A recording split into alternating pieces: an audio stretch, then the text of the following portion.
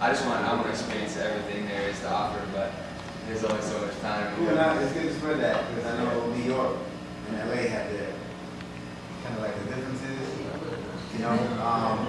But mainly, and I think LA is spread out. You have to drive everywhere. New York is like stacked on top of one another, so you have to kind of get along. At the same time, you can always ignore somebody right in the face. Yeah. So it depends on your maturity level. You know what I mean? So I think people going from New York to LA, they'll learn something from over there, and vice versa. But all in all, I mean, the world of dance is a platform where everybody can grow. And I think things like film, things like Skype, things like video conferencing, but really, FaceTime.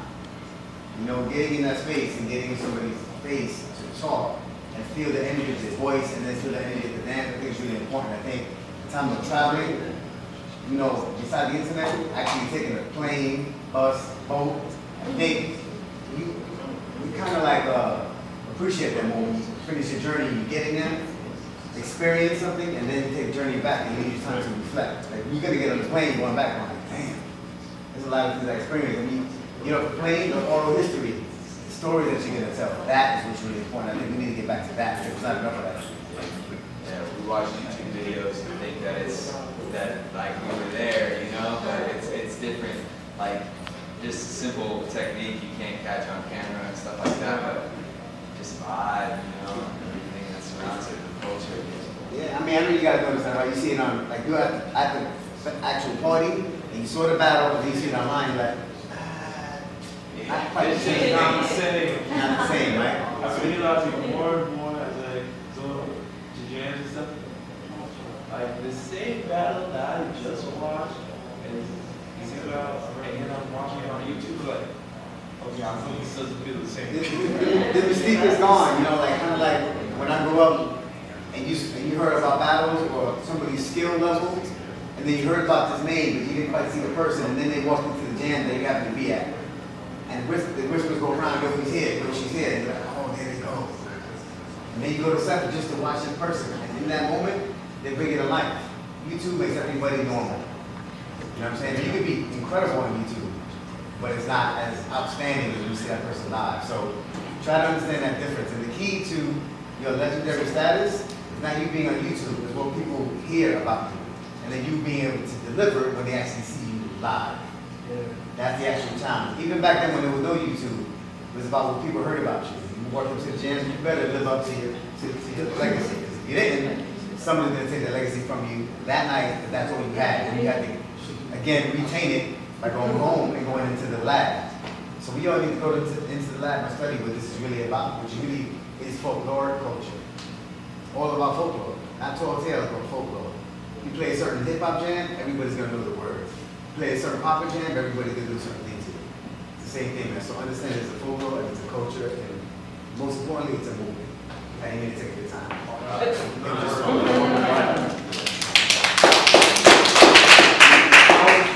was gonna add to that to say that some of the best stuff I've seen is stuff that there was no camera. Like you were like, shit, nobody filmed this. You know what I mean? It was like, what was it? I remember it was me, Chill, Kasim, Tim, Ryan, Alan. Actually, all of us. We went to Soul Society and. Future Ryan, Popular. That was Green. Oh, okay, Illicit Green. And Boogie Frank were judging. I have some video that I talked about. I have some video. Well, he's one of the dudes that had the camera, but there was like some really ill shit like that was like going on. You know what I mean? And it was, like you had to be there. And then to me, unless you had like a camera like you guys were using, because even for popping battles, even people that film stuff in the popping battles, to me they don't got the right camera.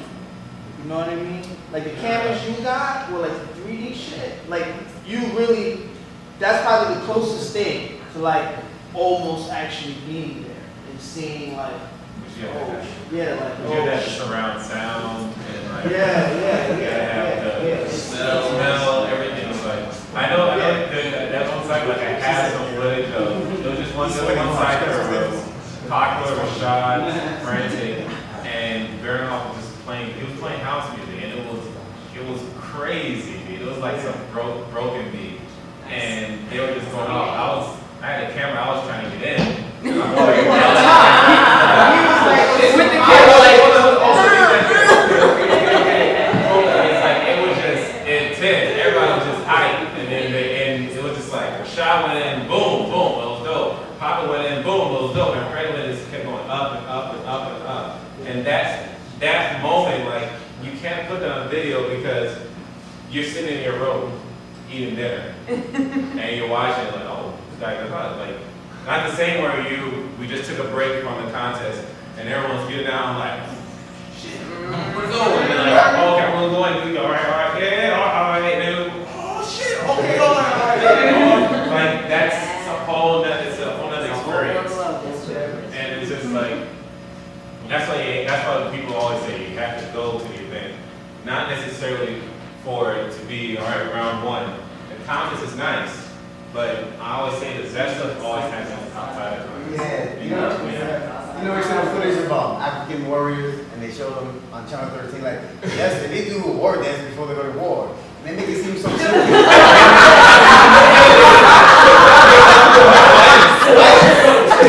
Meanwhile, we were there, motherfuckers like, boom, boom. That hype in the moment, they're not like, we're about to go to war. They're in some other fucking planet. Trust me, 50 years, 100 years from now, they're going to show these hype battles, and these guys, they were getting ready right after the contest. Look at how magnificent they look. So try to experience as many live moments as you can and record it here and here.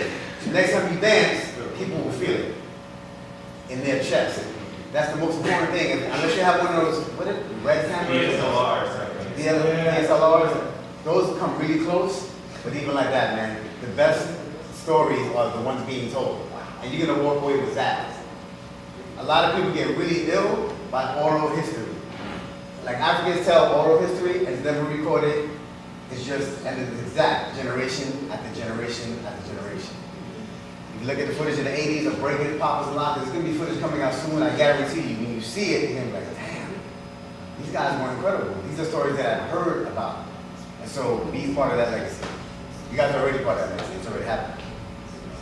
I got a question for LA. Just because Quick is here, and Rock, Future, this is something that I think we take for granted in New York, where we have people from the past generation, like starting generation, like still, it's not like we have to pull them into something, especially occasion, like they made a show at the party. Like, the party last Tuesday, so many like names I didn't even know of. And I was like, damn, I'm like, oh crap, I think I've heard of that. You know, like I wanted this. Is it LA the same way? Like, because guys we know all the guys, Stokes and Serious Poppers. We know all like the Boppers, all like those guys are like, damn, we're in LA, and those dudes are like right there, man. Like, are they around, or is it like They're around, yeah. You mean like all the OGs? Yeah, like Jekyll and Oh yeah. That's like fine. Ace was up there years ago. Yeah, they're all around, man. Is It it just like depends where you're at though, because LA is big. so it's like, is there like do people run into them like, is that parties or is it like session or is it contests? Like, It really depends on who, because some people are more involved in the scene than others, but then also there's like certain people who just come to like, certain people's houses or like get down there, they're more private about it. But most of them they're in the scene somewhat, like if they're not directly at the event, they're somehow supporting it. So yeah, they're involved for sure. I think partly it's because LA is, so spread out, and there's that sort of tribal nature, among different groups. But I think, there are definitely original generation guys and women that come and want to come and share their gifts, with the younger generation. So I think that does happen. It may not be every time, like every party or every chamber does happen. So. Hopper's picnic, man, they're all gonna be there. Yeah. They all gonna be there. Yeah, I was just saying that, the Papa 12th to the Picnic. 14th, right? Is it 2 days or 1 day? There's a pre-party, and Hopper's picnic. Hopper's Pre-party, there's a lot of OG things. Boardman, That's a- they that's- started the pre-party. OG OG Boardman. Boardman started the pre-party. He's the one who throws it. He's So the it's a pre-party. Midnight. Midnight is the one that does the picnic, but Boardman is doing the pre-party. Where is this? Where is it? Where is It's it? in LA, it's the picnic is at Griffith Park, and then the pre-party is at a venue in LA, I can quote the address. So wait, the pre-party is the day before and the picnic is the Yeah, next night day? before, and the picnic's that. Majority OGs amongst the rest of the community comes out? The reason why I'm asking, the reason why I'm asking is because I'm gonna be there in July. Oh, yeah, definitely come through, man. I mean, the community's there, but all the OGs make a point to come out, you know, because then they like to battle and showcase, and, you know, reminisce, you know. So. And a lot of it is because of Midnight, his attitude is very like open, very inclusive, and so it's like he had an influence on both of our lives, showing us into new places and teaching us. So I think because he is always so encouraging, he's a street performer, he loves you in the street, he created something that brought a lot of people together. So, yeah. I have a question. Is this film like ready to release, or you still want to do like licensing or? Well, we just got selected for the film festival in LA, so we're actually having a big premiere the same weekend as Papa's Picnic. Oh, great. And it's gonna be actually the next day, Sunday. Can I get a Should definitely talk. Can I be up there? Give us a big ass up. And it's definitely a great opportunity because we'll be able to present the film to our film professionals and